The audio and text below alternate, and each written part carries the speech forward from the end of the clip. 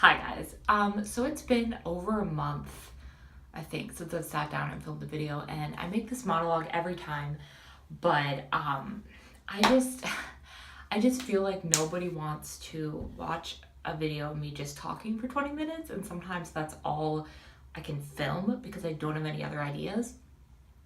So if you don't feel like listening to me talk and you don't like my personality, then this video probably isn't for you. But I kind of just wanted to catch you guys up on my life, kind of just wanted to rant a little bit. I've been making a list on my phone of things that annoy me or things I just want to talk about in a video. So that's kind of this is just going to be a little catching up, a little bit of just some catching up time. So since I made my last video, I was 21 in that video. Was I? When did I make my last video? Yeah, okay, I was 21 in that video, but I didn't have a state ID yet, and I don't drive because I am lazy and I don't feel like learning. I will learn at some point, but as of right now, I just don't feel like learning, so I don't have a driver's license, and for the longest time, I didn't have a state ID. The next thing I wanted to talk about is that if you've ever been to a hibachi bar, so basically like they cook stuff in front of you. I don't know if you guys have ever been there. It's kind of like a show, and I don't know, it's fun, it's kind of expensive, but if someone else is paying for you, you should go. But yeah, so basically they cook stuff in front of you, and when they're first cooking whatever it is, like fried rice, you look at it and you're like, how is that going to turn into fried rice? Like, that looks disgusting. Like, how is this going to be edible? How is this going to taste good? And then somehow they put it on your plate and it tastes amazing. That's kind of like my life, in like a less tone, in like a more toned down way. Like, my life is a lot like hibachi. Like, you look at it, there's a lot of like uneven parts. Like, I go to bed at 3 a.m. I work out at 1 a.m. I sleep till 2 p.m. Like, there's a lot of like parts that don't make sense, but somehow I still manage to function. And that's a lot like hibachi. You know, you look at it and you're like, that does not look appetizing. I actually don't think I'm ever going to eat fried rice again after looking at that. And then somehow it all comes together. Convincing people you're normal. So I know for a fact that I'm not normal. I'm weird. I try to hide it a lot of the times, but I actually just, I went in one of those custom t-shirt shops the other day, and I got a shirt made, and it says, I know I'm weird, and then on the back it says, fight me, bro. So that'll be arriving here in like 2 business days. I know I'm not normal, but if you ever want to convince people you're normal, or you're feeling self-conscious about how weird you are, just think about it like you're in a TV show, and your character is like a very neurotypical person, and just pretend you're in a TV show. That's what I do whenever I'm like trying to be normal. I just pretend like I'm an actor in a TV show, and that's how I kind of live my life most of the time, unless I'm with someone like I'm really comfortable with. But like if I'm meeting someone for the first time and I don't want them to actually know how weird I am, I create a character for myself so I can pretend to be normal, which sounds unhealthy, but it works for me.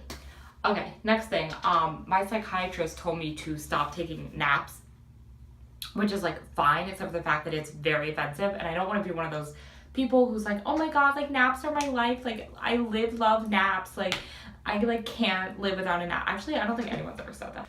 I have been taking naps. I feel like I'm in like an AA meeting. Hi, I'm Mia, I'm an napaholic. People just suggest things like it's so easy, like, oh, eat healthy, exercise, do this. Like, I would love to live my life that way, but it's really not that easy. And so it's just kind of offensive how nonchalantly she recommended it, and also the fact that she just kind of was like, stop taking naps, and I'm like, well, I can't. I was thinking about it. I kind of really like nature. I know that sounds like I'm like on a Tinder date and I'm like trying to impress someone, but I really do. I think nature is what makes the world go round. I'm actually part of a nature club. Would you like to join? No, I'm kidding. I think nature's cool. And sometimes I really like it. I get in this mood where I'm like, you know what? I don't want to go to the mall today. I want to go to a park. I want to sit there and I want to reflect about all the trauma in my life. But then I really think about it. I'm like, I get so bored. I've gone camping before, and like I get really bored. Like after like 2 hours, I'm like, okay, like where's the internet? Where's the microwave? Like, I'm really bored. So it's weird because in my head, I'm like, oh my god, I love nature. I would love to go on a hike right now. And then once I'm there, I'm like, okay, I'm bored. Okay. I am so done with people who Instagram story food, and it's like pizza and fries, and then you look at their profile and they have like a perfect body, and you know for a fact that like they ate maybe 4 fries and a bite of pizza, and then we're like, you know what, I'm full, I'm gonna have salad now. Like, don't Instagram story pizza and fries unless you're actually eating it. And like, I'm not body shaming people who just naturally have a perfect body. Like, I am so jealous of you, but I'm letting you know that if I'm gonna Instagram story a picture of pizza and cake, I'm eating all of that. I'm not just having a bite of it. And I'm convinced that everyone who Instagram stories that has a perfect body has just taking a bite of it, and they're just Instagram storying it for the aesthetic, and that is very offensive to me, my culture, and my religion. I was thinking about this. Smoothies are good, you know, I actually really like smoothies, but I feel like they're unhealthy in some way. Like, what I'm saying is, if there were to be a news report that came out like today, and it was like, smoothies actually cut 2 years off your life because they have a really high sugar content, and no one knew that, I'd be like, yeah, that makes sense. So I've spent a good portion of my life figuring out who I am, and like, it changes like every year, every day, every month, every week. I kind of am figuring out more and more who I really am as a person. And I always think about this whenever I look at someone's Instagram who's younger than 16. Because I feel like if you're younger than 16, you still haven't really figured yourself out yet. I just think about how these people are going to look back at their Instagrams and be like, oh my God, I should not have used the dog filter so much. Are hairdressers cheaper therapists? Because when you think about it, you get your hair cut, maybe it's $60. If you get it colored, maybe it's $120, you know? That could be like one therapy session, you know? And when you think about it, you know, hairdressers, they ask you how you're doing, they ask you what you're doing for summer and stuff like that. So you could talk about your breakup with them. You could talk about really anything, and they have to kind of agree with you because they're your hairdresser. They want a good tip. So they're kind of like, I don't know, next time you go to your hairdresser, like, talk about whatever you want and just see like how like positive they are towards you, and you'll realize that it's kind of like a therapy session. Oh, okay. I forgot how good donuts are. You know, for a while I was like off the donuts, you know what I mean? Like, donuts were out of my life. And then recently I've just been back into donuts because I go to 7-Eleven. This is back to like my schedule that makes no sense, but I go to 7-Eleven like every night at like 2 a.m. And lately this guy there, Tyree, I love him so much. He's been doing this thing where he's like, hey guys, since it's late at night, we're gonna throw them out anyways. You guys can take a donut if you want. And so now I've just been back into donuts. They're so good. I just forgot how good they are. They're the perfect food. I mean, they provide no nutritional value, so they're caloric. But other than that, like, they're easy to eat. They're satisfying until you get hungry again because they're full of sugar. You know, like, I remember when my teachers would bring in Dunkin' Donuts, and it was like a huge deal when they would get the full-size donuts. And I remember sometimes I would take like 3, and then like the teacher would be like, Mia, there's none left for the rest of the class. And I'd be like, you should have thought of that. Okay, I really don't want to dwell on this too much, but I am Iron Man. All right, moving on. I am so desensitized to past family trauma that it's a little bit scary. And I'm really an open book. Like, I'll tell a stranger like my entire life story.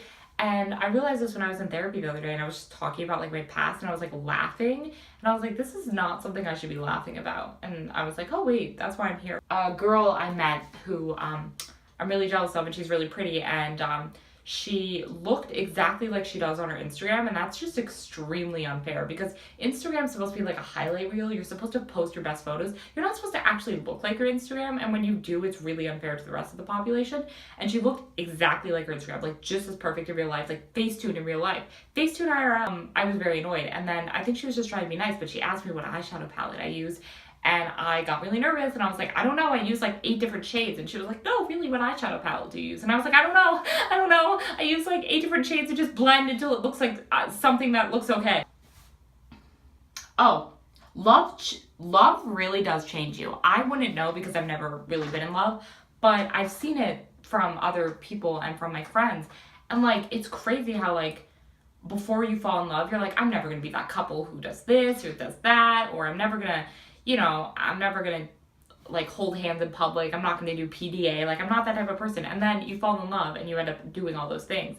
And it's just crazy. Like, love really is like a chemical in your brain. It changes your brain. I think we should outlaw love. Oh my God. I'm gonna start a change.org petition. If you guys wanna sign it, I'll leave the link down below, to stop love, because it really is more harmful than ecstasy when you think about it. Wait, love is ecstasy. Sorry, scratch that. Love is more harmful than love is more harmful than donuts when you think about it. So I really unintentionally am a kind of 45-year-old divorced dad. That's kind of my mentality. Like a 45-year-old divorced dad who still really cares about what people think about them, but who's kind of just over everything, but who still really likes drinking. His name is Jim. He goes to the gym. Oh my God, his name is Jim and he goes to the gym. Guys, I started a new... Shut up. Guys, I started a new show idea. It's just about a guy named Jim, and the whole show takes place in a gym. You're welcome, Cartoon Network. Contact me. Oh, why is it so hard to decide where to eat? Okay, I'm not just saying this with friends. I'm saying it with family too. It's like, it is so mentally exhausting to decide where to eat that like by the time we're sitting down, I'm like, I'm not even hungry anymore because it's taken us 2 years to decide where to eat just for dinner on Thursday night. Like, it takes so long. It's like, oh, here, but they have bad reviews. Or here, but it's too long of a walk. Or here, wait, but I don't like their burgers. Or here, but wait, they don't have vanilla shakes. Or here, but wait, I don't like their carpeting. There's just so many factors. And like, I'm a part of this too. I'm not like saying it's like it's all other people's fault. Like, I am kind of picky too. But it's just insane.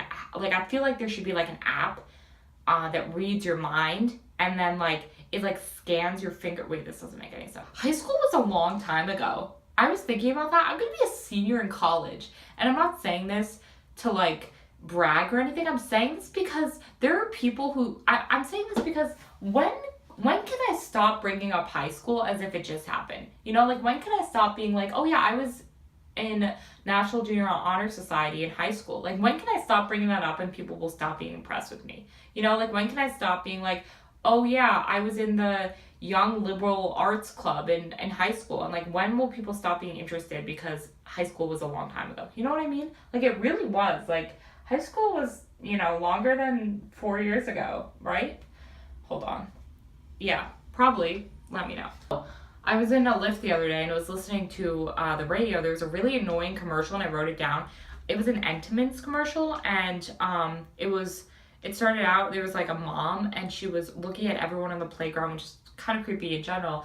Everyone on the playground, she was looking at their snacks and she was like, Sarah has the messiest snack and Jonathan has another messy snack. But oh, Judy, she has Entenmann's donuts and they are no mess. And I was thinking about it, and they're like marketing these donuts as like no mess, like amazing treat, whatever, but they're not good for you. So wouldn't you rather have your kid have like a healthy snack that's a little bit messy as opposed to like donuts that are not healthy but are no mess? I'm just mad about that. I forget what this movie's called. I think it's called like You're a Shining Star, something like that. But it plays before like every YouTube video I watch, and it started out and the girl goes, my family's getting deported tomorrow. And then the boy goes, let's make the best of it. Like, let's make the best of it? Let's make the best of it. Like, you're not going to ask, oh my God, what can I do to help? Can I help you pack? Like, are you going to be okay? No, let's make the best of it. She's not dying. She's getting deported. She needs your help. Okay, so that was the end of this video. I hope you guys enjoyed it. It was just kind of a lot of me ranting, a lot of stuff that kind of didn't make sense. You know what? I always try to end my videos on like a self-deprecating note, but I'm trying not to be self-deprecating anymore. So that'll last probably 20 seconds.